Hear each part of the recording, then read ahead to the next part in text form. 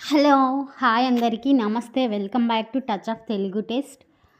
ఈరోజు మనం చపాతీలు సాఫ్ట్గా మృదువుగా చాలా మెత్తగా దూది పింజులు లాంటి చపాతీలు ఎలా తయారు చేయాలో ఇప్పుడు చూద్దాం. సింపుల్గా ఇంట్లో ఉండే వాటితోనే చిన్న చిన్న టిప్స్ ఫాలో అయితే చపాతీలు గట్టిగా అవ్వకుండా మృదువుగా వస్తాయండి. ఇది వీడియో లాస్ట్ వరకు స్కిప్ చేయకుండా చూడండి. ముందుగా చపాతీ పిండిని తీసుకొని గోధుమ పిండిని తీసుకొని దానిలో రుచికి తగ్గ సాల్ట్ వేసుకోవాలి. సాల్ట్ వేసి ఆయిల్ వేసుకోవాలండి.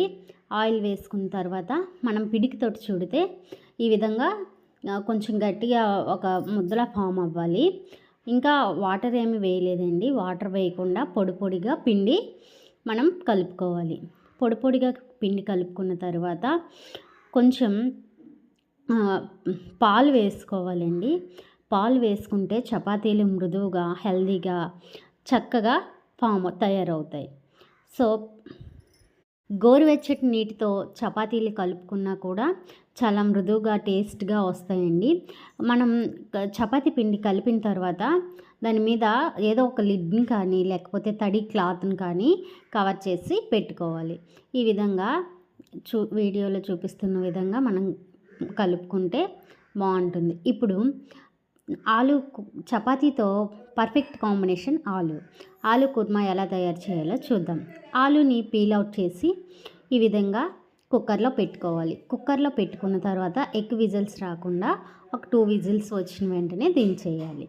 దించేసిన తర్వాత ఇప్పుడు కుక్కర్ పెట్టేసాం కదండి. ఇప్పుడు ఆలు కుర్మాకి మసాలా ఏ విధంగా తయారు చేయాలో చూద్దాం. ముందుగా అల్లం వెల్లుల్లి పేస్ట్ని మిక్సీలో వేసి మనం గ్రైండ్ చేసుకోవాలి. గ్రైండ్ చేసి పక్కన పెట్టుకున్నాక ఆనియన్స్ అనేవి నేను ఈ యొక్క హ్యాండ్ బ్లెండర్ని ఉపయోగించి త్వరగా కట్ చేస్తానండి. చక్కగా చిన్న చిన్న ముక్కలు చాలా త్వరగా అవుతుంది. హ్యాండ్ బ్లెండర్ని ఉపయోగించి ఆనియన్స్ అనేవి నేను కట్ చేసుకుంటున్నాను. కట్ చేసి ఈ ఆనియన్స్ కూడా పక్కన పెట్టుకుంటున్నాను. పక్కన పెట్టుకుని ఇప్పుడు ఆనియన్స్ అనేవి చిన్న చిన్న ముక్కలుగా కట్ చేసుకోవాలి. కట్ చేసుకున్న తర్వాత పక్కన పెట్టుకోవాలండి.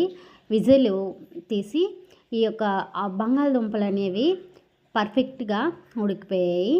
ఎక్కువగా కాకుండా మరీ గట్టిగా కాకుండా పర్ఫెక్ట్గా ఉడికిపోయాయండి. మనం ఈ విధంగా స్పూన్ పెట్టి చూస్తే 2 ముక్కలు అవ్వాలి. ఈ విధంగా ఉడికితే సరిపోతుంది ఆలు కుర్మాకి. స్టవ్ ఆన్ చేసి ప్యాన్ పెట్టి అందులో పచ్చిమిర్చి మనం ముందుగా హ్యాండ్ బ్లెండర్తో కట్ చేసుకున్న ఈ యొక్క ఆనియన్స్ అనేవి వేసుకోవాలి. వేసి గోల్డెన్ బ్రౌన్ వచ్చిన వరకు ఫ్రై చేయాలండి. ఫ్రై చేశాక ఆనియన్స్ కట్ చేసేటప్పుడు మన కళ్ళల్లో వాటర్ రాకుండా ఉండాలంటే ఆనియన్స్ ఒక 10 నిమిషాలు నీటిలో వేస్తే సరిపోతుందండి. ఈ యొక్క టిప్ మీకు యూస్ఫుల్ అయితే తప్పనిసరిగా ఉపయోగించండి. లేకపోతే నాలా ఎవరైతే ముందుగా ఆనియన్స్ కట్ చేసే ముందుగా ఆ వాటర్లో వేసి కట్ చేస్తారో కామెంట్ చేయండి. ఇప్పుడు ఈ యొక్క గోల్డెన్ బ్రౌన్ కలర్ వచ్చాయి కదండి ఆనియన్స్. వచ్చాక మనం అల్లం వెల్లుల్లి పేస్ట్ని వేసుకోవాలి.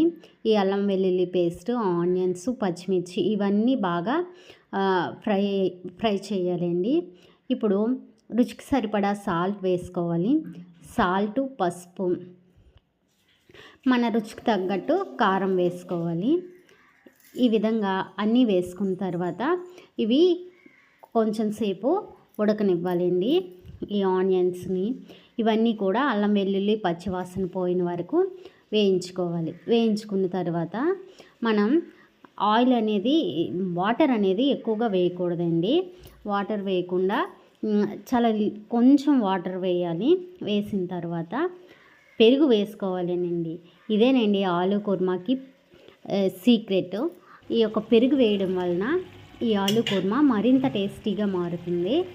సో ఆలు కుర్మా తప్పకుండా మీరు ఈ యొక్క రెసిపీని ట్రై చేయండి.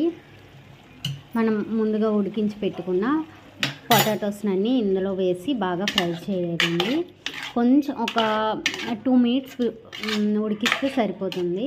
వాటర్ ఏమీ యాడ్ చేయకూడదండి. వాటర్ యాడ్ చేయకుండా ఆ యొక్క పెరుగు వాటర్తోనే ఈ యొక్క ఆలు కుర్మా ఉడికితే సూపర్ టేస్టీగా వస్తుంది. లాస్ట్లో ధనియాల పొడి, జీరా పొడి వేసి దించేయాలండి. అంతే మన ఆలు కుర్మా అనేది రెడీ అయిపోయింది. ఇప్పుడు చపాతీలను చక్కగా మృదువుగా ఒత్తుకోవాలండి. సో ఒత్తుకొని చపాతీలు చక్కగా ఒత్తుకోవాలండి మృదువుగా. ఎక్కువగా ప్రెస్ చేస్తే చపాతీలు అనేవి గట్టిగా అయిపోతాయి, పల్చగా అయిపోయి గట్టిగా మనం ఫ్రై చేసినప్పుడు గట్టిగా అయిపోతాయండి. సో మృదువుగా ఒత్తుకోవాలి చపాతీలను కూడా. అంతేనండి, టేస్టీగా ఉండే ఈ యొక్క చపాతీ ఆలు కుర్మా రెడీ అయిపోయింది. నా ఛానల్ని ఫస్ట్ టైం ఎవరైనా చూస్తున్నట్లయితే సబ్స్క్రైబ్ చేయండి, మీ ఫ్రెండ్స్ అండ్ ఫ్యామిలీకి షేర్ చేయండి, లైక్ చేయండి. ఇంకా మీకు ఇలాంటి రెసిపీస్ కావాలంటే నా ఛానల్ని సపోర్ట్ చేస్తూ ఉండండి.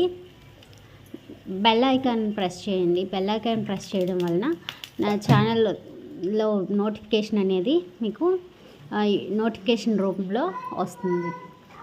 Thank you for watching.